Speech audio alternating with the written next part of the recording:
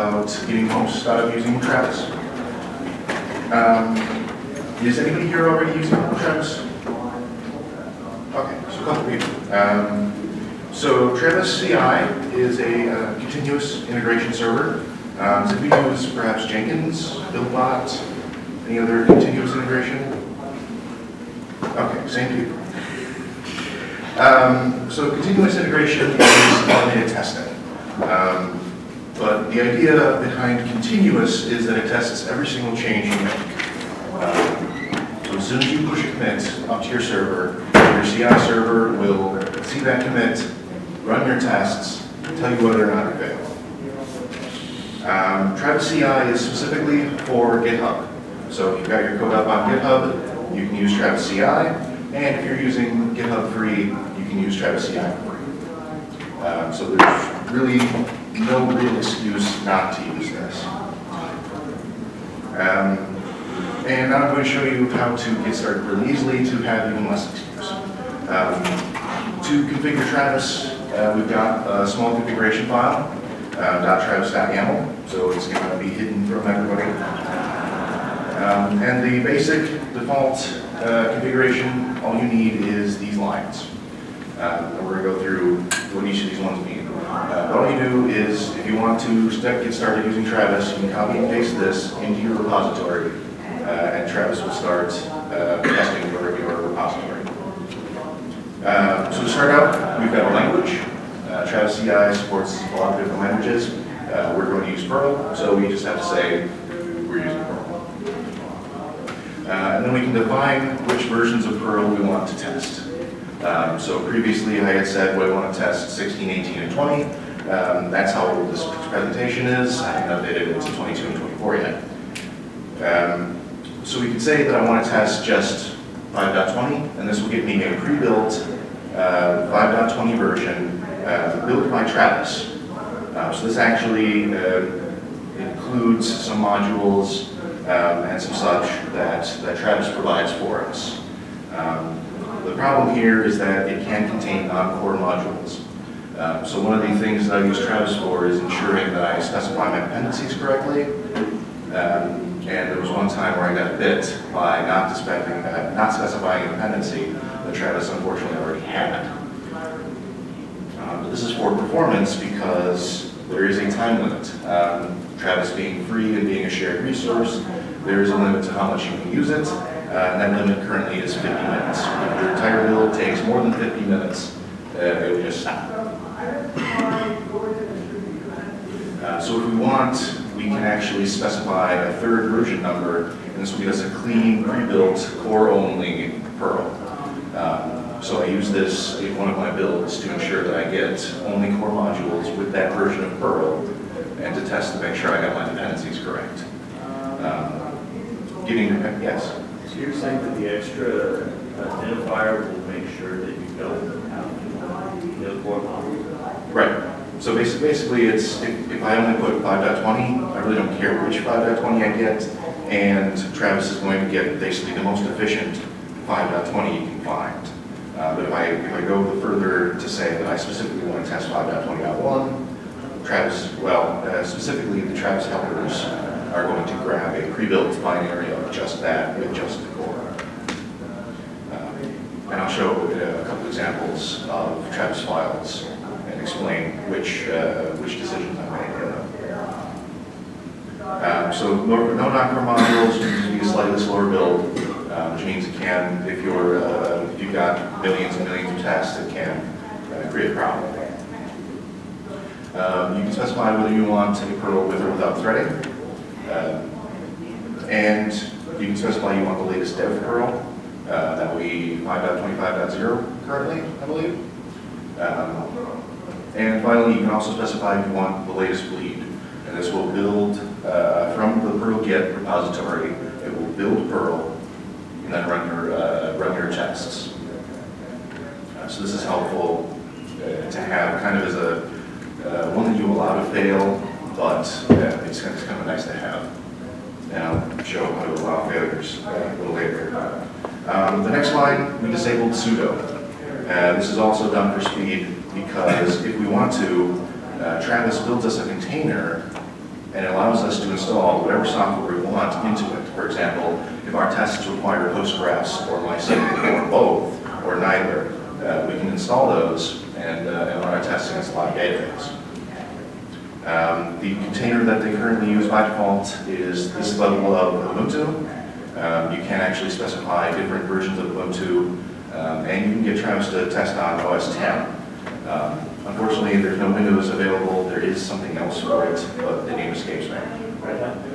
I don't believe so. The slides for this talk will be available, and those blue things are links. So you'll be able to go through the slides and through to actual real information. And if I have time, I can get back to that. So if we say explicitly that we don't need SUDO, it means easy cleanup.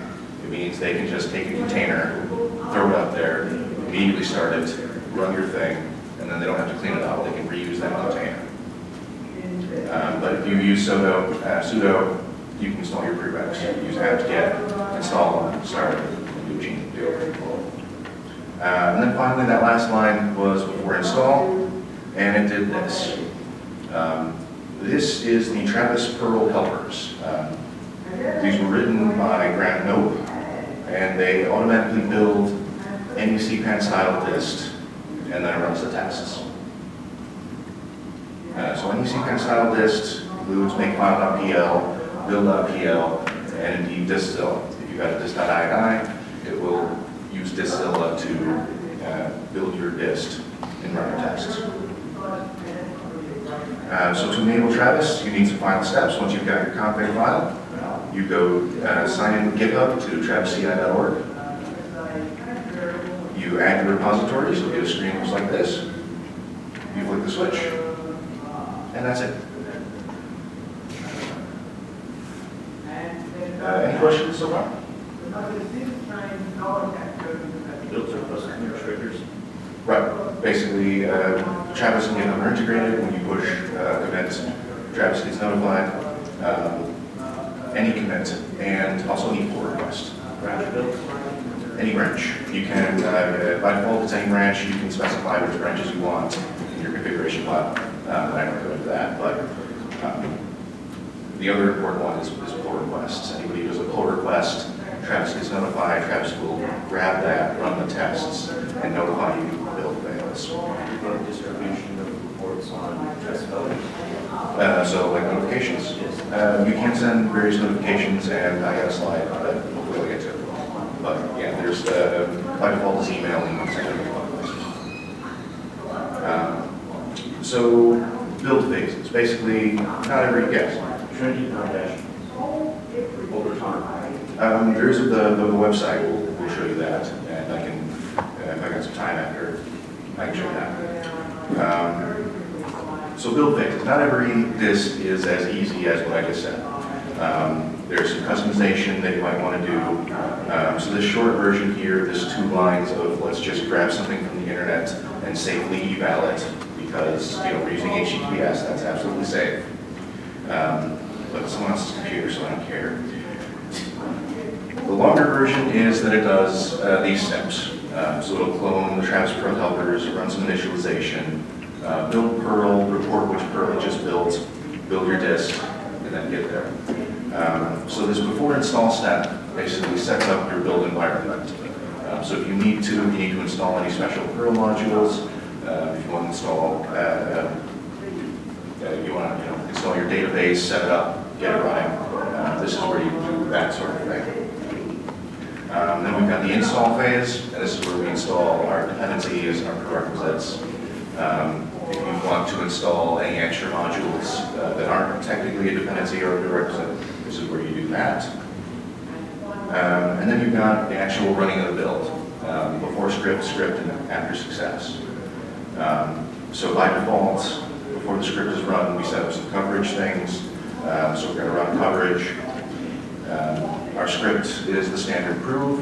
We use the lib directory, we run some test jobs, we'll run all the test files. And then after we succeed, we're going to report on our coverage. The Travis Perl helpers also integrates with a site called Coveralls, which allows you to view overtime trends of your test coverage. So these steps allow you to customize the build. Check anything you want to check, add anything you want to add, test anything you want to test. So in addition to that, we've also got this thing called the build matrix. So this allows us to have individual test runs that have individual settings. So whereas previously we were able to say, okay, I want a threaded Perl, now I can say that on this threaded Perl, I want to do these specific extra modules, these optional prereqs and these environment variables.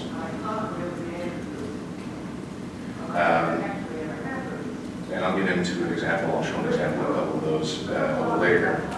Coverage reports, as I mentioned, I can actually decide to add a single environment variable, coverage 1, and then only on this thing will coverage be run. Coverage, of course, be taking time, and time's of the essence. We only have 50 minutes. So I do this just to run once all my coverage. And that sends to coveralls.io, which, if you're using GitHub free and Travis free, is also free. So one of the biggest things that I use Travis to test for are my optional prerequisites.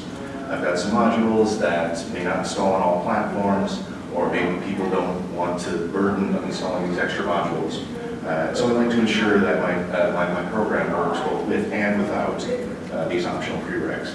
I can do that on my laptop, write a script, but it's really better for my personal time if I make someone else do it for me.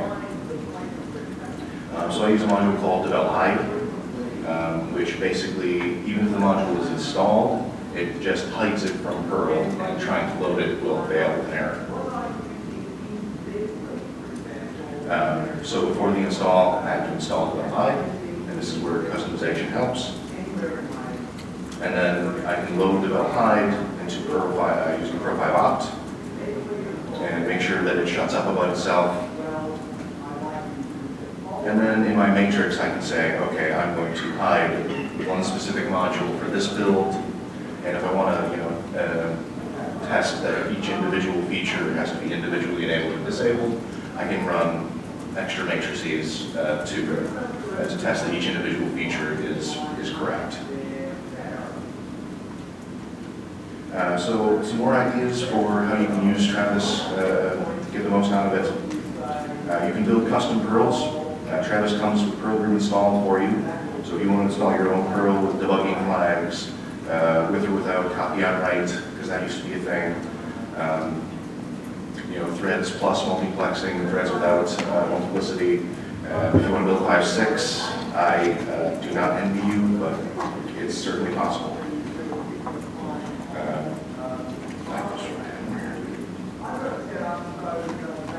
There we go, I do have more here. So you can install, for example, the Perl forks. If you want to try to install to make sure that it works on C Perl, stable Perl, or whatever future kind of Perl fork there is. And you can customize your notifications. By default, it will send you emails.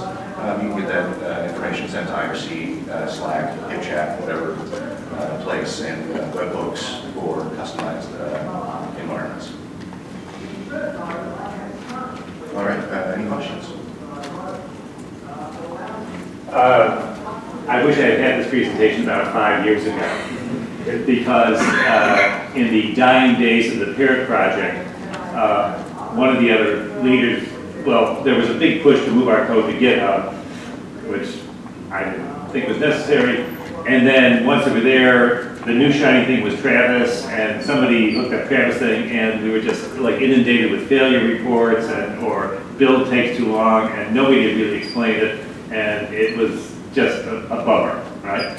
And as a consequence of that bummer, I've been very skeptical about Travis, such that like earlier this year, I was on the receiving end of a CPAN pull request challenge request, right, to add Travis to one of my existing modules, right, for its GitHub setup. Right. And basically I said no, because number one, I wrote this module back in 2002, so it had, 15 years of CPAN testers reports, and I didn't understand really what Travis was. I didn't you know, it's not like my GitHub repository for that is really just a repository. You know, there's no, I'm the only developer there. To me, you know, what's at www.cpan.org is what I'm concerned about. Right. So, okay, so this gives me a bit of background there. However, I can think of this one use case and tell me whether you think that it's appropriate. In the Perl 5 porters, particularly at this time of the year, when we've just released a stable version and we're now in the beginning of the year-long cycle, there's been a lot of changes let in that changed the Perl 5 core, and Andreas Koenig runs these tests that are commonly referred to as BBC, which does not mean British Broadcasting Corporation, it means bleed breaks CPAN. Right. And you look at them, and because the breakage is always on like quasi-illegal uses of access code, right? They're difficult for normal humans to debug. But I can think that because Travis we have this test against bleed option, right? That might facilitate, like, you know, average people like myself at some point being able to run a test that takes the module, compares it against bleed, just to determine whether the bug fix is not. Otherwise, we have to wait for whenever Andreas runs the next iteration of that. Does that sound like a plausible approach? Maybe. I mean, the problem, Travis, is that you have to opt in as the author. It's your GitHub repository. You put your Travis copy in there, and you decide whether or not you want to test bleed. And as the CPAN testers lead now, I understand the clear division kind of between author-based testing and what CPAN testers does. Yes. CPAN testers tests the world as it is, whereas the author testing, which Travis does, continual integration, tests like what you're about, what you just did, what you're about to release, what you may not have released yet. Yeah. And that's kind of the problem between the two approaches, or the difference, sorry, not problem, between the two approaches. And why CPAN testers indeed is unique is that once you upload it to CPAN now, you know, the entire world is going to test you. Whereas here on Travis, you can only do what you know you want to test. So yeah, if you want to test bleed, you think bleed is going to have a problem with your code, you can test it. But otherwise, by default, likely that's not going to happen. And unfortunately, you might be able to have a way to use the notifications to have that channel, because you can use the matrix, have the bleed, have the notify, send to some other place that then is notified. But it's something to maybe worth looking into, but I still think CPAN testers is the more valuable, more valuable for testing bleed, testing Perl against CPAN. Yeah. Of course, for a new version to get up on CPAN, it has to be put up there by the author, which requires pause permissions. Right. Whereas I think that I can clone a GitHub, if the module's repository in GitHub, I can clone it and, you know, That's actually good. I don't know. hack it on it, you know, as a, Travis CI doesn't, I believe, enjoy testing forks. Yeah, I haven't signed it for a while.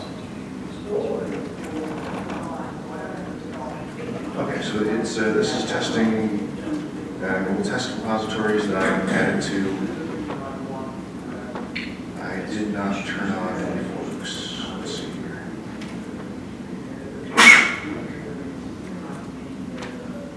Okay, so yes, I can turn on forks. So you could fork a project, turn it on, and then it'd be your Travis thing. Any other questions, Luke? Okay. Very simple question, probably with my totally ignorance of Travis CI, but is this something that only works on GitHub? I know you mentioned that it's free. Is there a commercial version that may work with something like GitHub server? The enterprise version of Travis only integrates with the enterprise version of GitHub. Okay. To my knowledge, they have not yet allowed that as kind of an external, much like Jenkins or BuildBot or something else. So, Okay.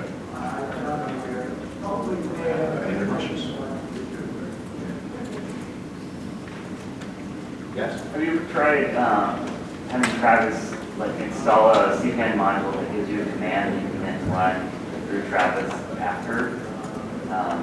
Like for instance, I was trying to have Travis basically deploy a website for our Perl monters group, and I could get it to install a module with this template, and then we wanted to have it run feature to basically create our template toolkit and put it in the static HTML.